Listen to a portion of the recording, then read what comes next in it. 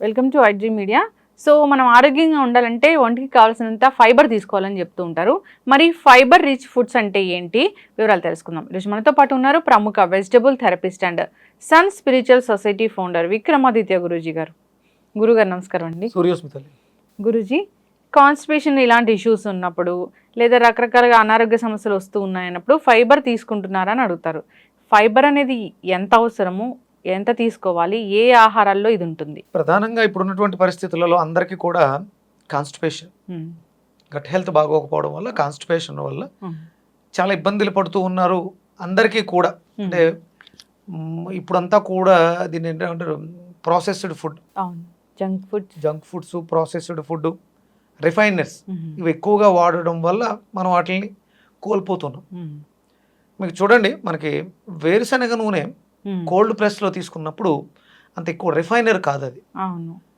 పూర్వం ఇది అంటే ఇంత అవేర్నెస్ లేదు ఆరోగ్యం మీద, ఎవరు కూడా ఇంతలా ఆలోచించాల్సినటువంటి అవసరం కూడా లేదు. అవును, ఎందుకంటే అప్పుడు జబ్బులు లేవు, ఇంత అవేర్నెస్ లేదు కాబట్టి అప్పుడు ఎవరికి కూడా జబ్బులు లేవు. ఇప్పుడు ఇంత అవేర్నెస్గా ఉంటున్నాం, నాలెడ్జ్ ఉంది, నెంబర్ ఆఫ్ వీడియోస్ వస్తున్నాయి, సో మనీ. అంటే ఇప్పుడు ఇది వరకు ఒక డాక్టర్ దగ్గరికి వెళ్ళాలంటే మనం ఎక్కడో, అంటే అంత హాస్పిటల్స్ కూడా చాలా తక్కువ.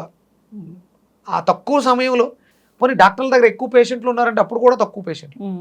అంటే ఎవరికి ఎలాంటి ప్రాబ్లం లేదు, చాలా హ్యాపీగా ఉన్నారు. ఎప్పుడైతే మనకు ఫెసిలిటీస్ పెరిగినాయి, మనకి వెస్ట్రన్ సింక్స్ వచ్చినాయి. పూర్వం వెస్ట్రన్ సింక్ అంటే మీకు ఏదైనా సర్జరీ జరిగిన తర్వాత ఆ ఆపరేషన్ చేయించుకున్నటువంటి మేల్ కానీ ఫిమేల్ కానీ కింద కూర్చోకూడదు, కూర్చోలేరు, స్టిచ్చెస్ మీద ఇబ్బంది పడుతుంది. కాబట్టి ఒక స్టూల్కి హోల్ చేసి దాన్ని ప్లేస్ చేయటం యూజ్ చేసుకునేవారు. తర్వాత డెవలప్ అయి ఈ వెస్ట్రన్ సింక్స్, కమోడ్స్ అనేవి రావడం మొదలుపెట్టింది. ఇవైతే ఎప్పుడైతే రావడం మొదలుపెట్టిందో ఆటోమేటిక్గా లైఫ్ స్టైల్ మొత్తం మారిపోయింది. ఒక ఊరు ఉంది, ఆ ఊరిలో ఒక ఏరియాలో మల విసర్జనకి బయట ఆ వీధి చివర, అంటే ఒక పేట అనుకుందాము, ఒక 4-5 వీధులు, ఒక 100-150 మంది జనం ఉండే ప్రాంతంలో ఆ వీధికి చివర బయలు దొడ్డి అని ఉంటుంది.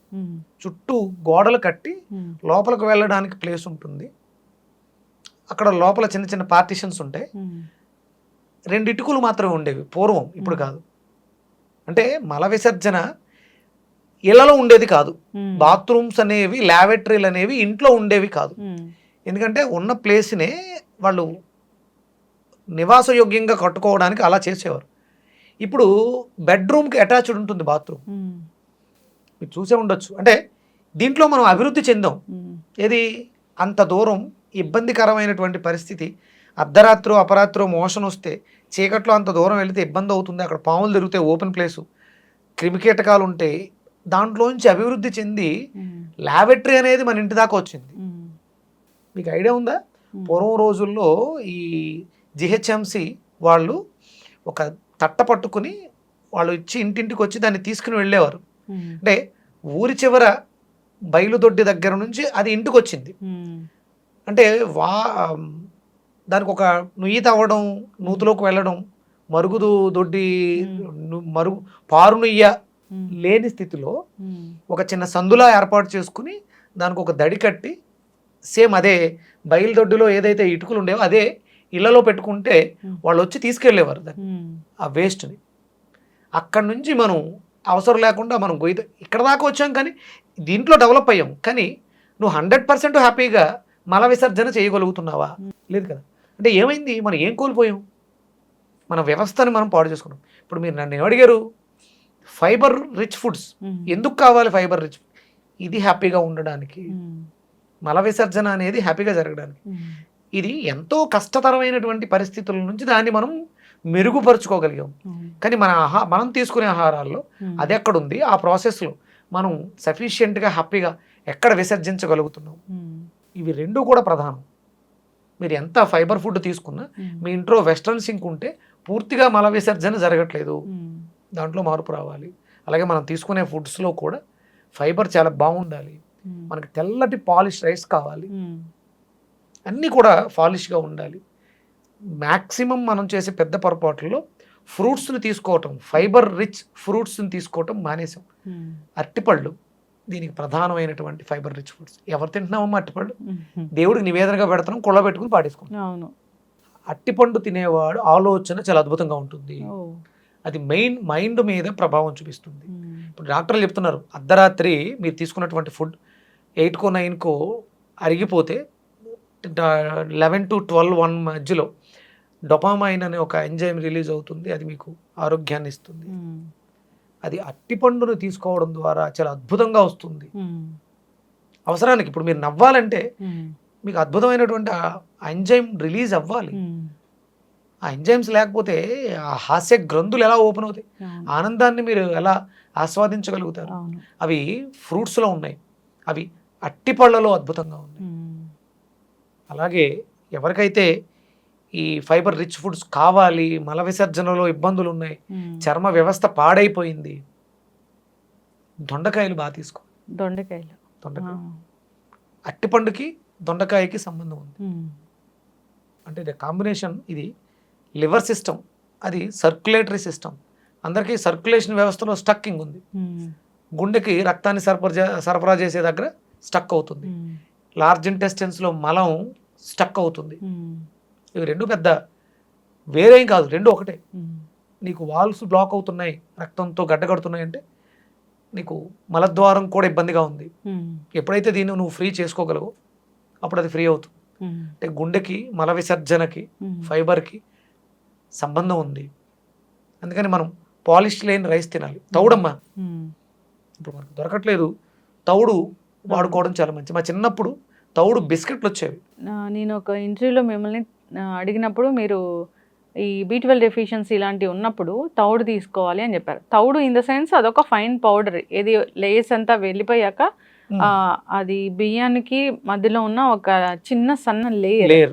అయితే చాలా మంది అక్కడ కామెంట్స్ రాయడం జరిగింది ఏంటంటే, వడ్లకి అసలు చాలా పెస్టిసైడ్స్ ఉంటాయి, సో మీరేమో తౌడు తీసుకోమని చెప్తూ ఉన్నారు, మాకు చాలా అనారోగ్య సమస్యలు వస్తాయి కదా అని.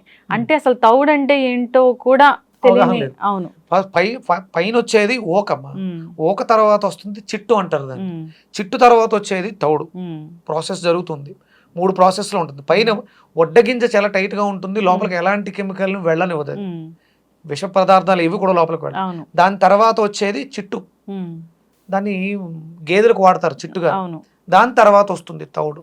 దీన్ని కూడా గేదెలకే వాడతారు, బలం కోసం, పాలు చిక్కగా ఉండడం కోసం తౌడును పెడుతూ ఉంటారు.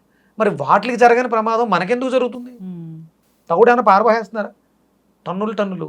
పోనీ అలానే చూసుకున్నా చేపల చెరువులో వాడతారు తౌడు చేపల కోసం. చేపలు తింటారు, ఆ చేపలు మనం తింటున్నాం, గేదెచ్చిన పాలు మనం వాడుతున్నాం. అంటే తెలియక, అవగాహన లేక వీళ్ళు అనుకుంటున్నారమ్మా. అంటే మనం వ్యవసాయం చేస్తున్నాం, దాని మీద పిచికారీ చేస్తున్నారు కెమికల్స్ అనుకుంటున్నారు. సహజంగా తనని తాను ప్రొటెక్ట్ చేసుకునే రక్షణ వ్యవస్థ ప్రతి మొక్కలోనూ ఉంటుంది. ఇంత పెద్ద మనిషిని ఒక గుప్పెడు వడ్లలోంచో బియ్యంలోంచో వచ్చినటువంటి కెమికల్స్ తింటే చచ్చిపోతాను అనుకున్నప్పుడు, ఇంత చిన్న వడ్ల గింజ, ఇంత పెద్ద మొక్క, ఒక 4-5 కంకులేసిన మొక్క ఆ కెమికల్కి ఎలా బ్రతుకుంటుంది?